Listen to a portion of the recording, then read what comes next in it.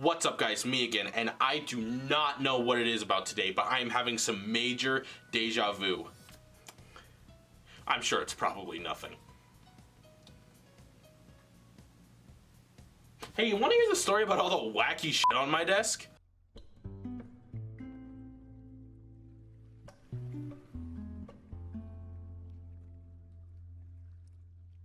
Video game box art is one of my favorite things about having a shelf full of shit I'll never play. It is so charming to just pull a box off the shelf and admire the art, the header, the rating. It's so great.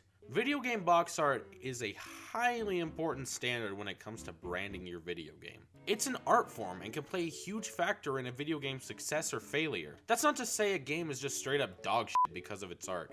Generally, a company's fan base sees things like game trailers, presentations, and other stuff like that to come up with their own conclusion on whether or not it's dog shit. In my opinion, box art is more so important to the people who are more so casual video game fans that don't necessarily keep up on every piece of video game news, or maybe a parent trying to find a good game for their kid to play. That's why, in my opinion, the art is important to show off what your game is. What is it gonna feel like?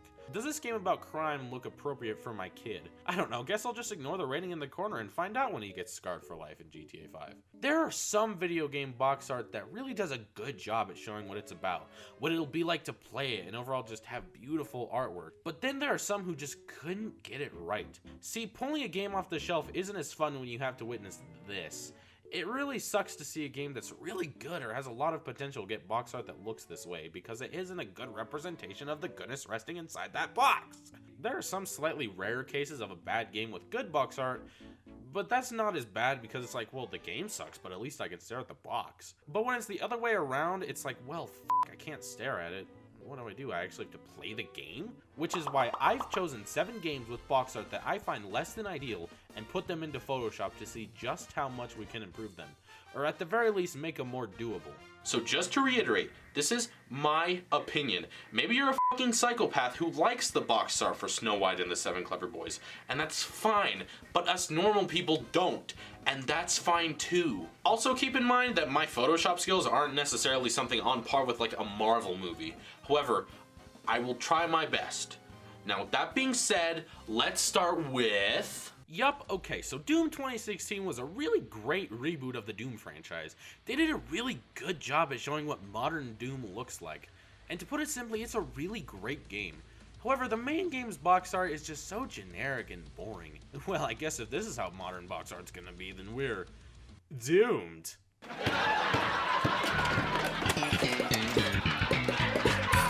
This is a bit of a problem with a lot of modern box art, where it's just the main character walking towards you.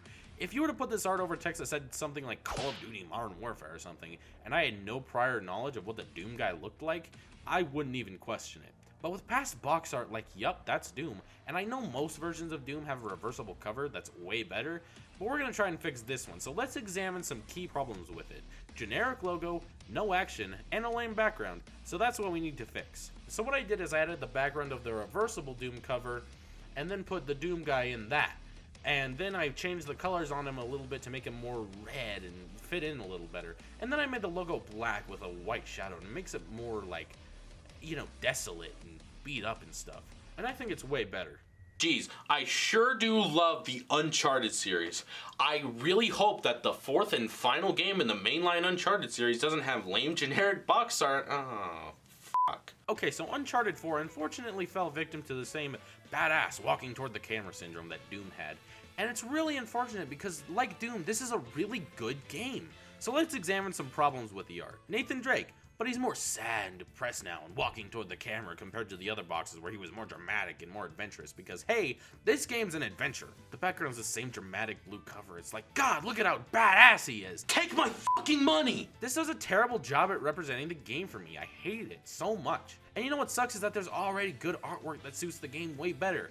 I could just take this art and add the logo and bada bing bada boom, it's fixed. But come on, that's just way too easy. But I'm gonna use this as a starting point. I'm gonna cut Nathan from this art, which took so much time, and then I'm gonna put him in this other piece of artwork from the game, Let's change the lighting on Nathan a little bit, add the logo, and bam! This still has a dramatic tone to the artwork, but to show that this is the final chapter of the Nathan Drake story, but it still feels like Nathan's doing something to make it feel like an actual adventure. Back in the 90s, Nintendo and Sega were at each other's throats in the console wars. Mario vs. Sonic was the absolute talk of the town and is now looked back on as one of the most iconic company battles in gaming history. But nowadays, it's a little bit different. Nintendo's still going strong and Sega's just barely existing with Sonic and holding on for dear life. But with such an iconic battle, we need a video game crossover, and what better way to do that than with the Olympics? Ever since 2007, Nintendo's been commemorating the Olympics with a Mario and Sonic game every 4 years when they come around. Box art for these are generally pretty alright, nothing special, but nothing too offensive either. Except for the 2020 Olympics. This is the laziest thing I've ever seen. Just Mario and Sonic standing there? Really? It's like they just slapped a couple renders on a box and just called it box art. Who the hell would do that? So we're just gonna start from scratch with this one. First we'll make a division with a lightning bolt to separate the red versus blue from Mario versus Sonic. Obviously. Then we'll add some other characters, the logo, and bam, already better than the other art, but honestly, anything would be better than this. Game of the Year editions, re-releases of games with everything like DLC and updates, all in one package to commemorate a Game of the Year, even though most of these don't actually end up winning Game of the Year. But that's not what we're talking about, damn it. Box art for these can be kind of up in the air. There's some that don't really do anything more than a header or a graphic and leave it at that. But most of the time the art is just kind of ruined by a bunch of ads and shit to say that, hey, it's the Game of the Year edition. These range from gross to Jesus Christ, set it on fire. This is probably my least favorite box art in the entire world. First of all, instead of the title being the main header, you have a 10 out of 10 review by Game Informer in its place, and the title just kind of squeezed into the corner there. And then there's 3 more reviews on the corner alone. And then you show what's included over here in the same size that's the actual game's fucking title. And then on the side you put a giant Game of the Year edition that takes up like a third of the whole art. And then on the back you put another section of what this game includes, but you guys already did that on the front. Why do you need it twice? I honestly have no idea why they thought this was a good idea. It's absolutely hideous. Literally, watch how easy this is.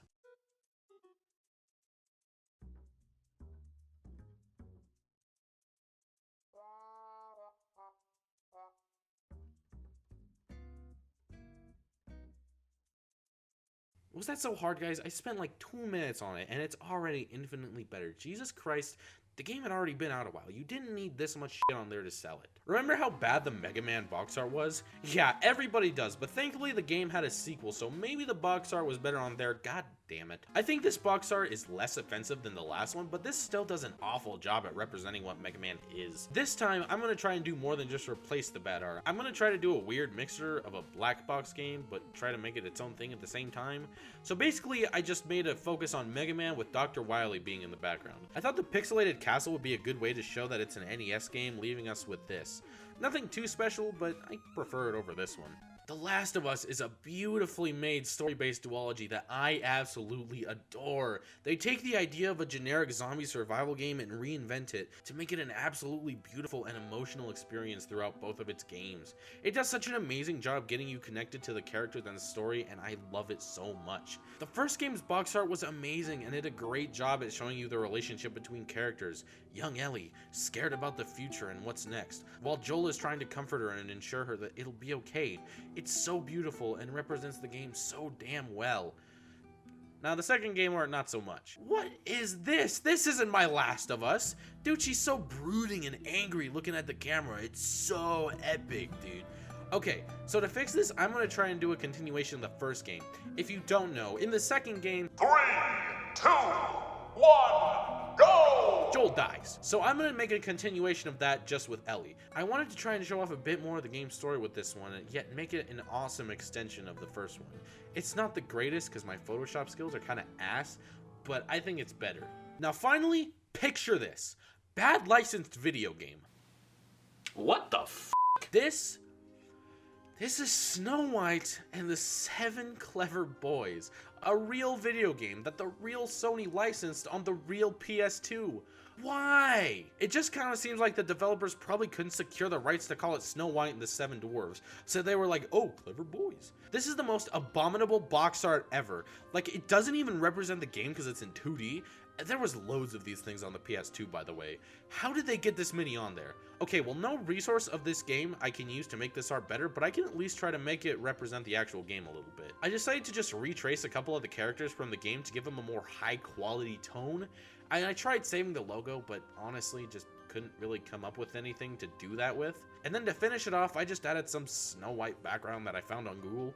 I mean, it's not great, but it's better than the original one and represents the game a little better, I guess. So that was some box art that I tried to make better, and overall, I thought it turned out pretty good. But you know what else is f***ing amazing? Is that this Pac-Man machine actually plays Pac-Man!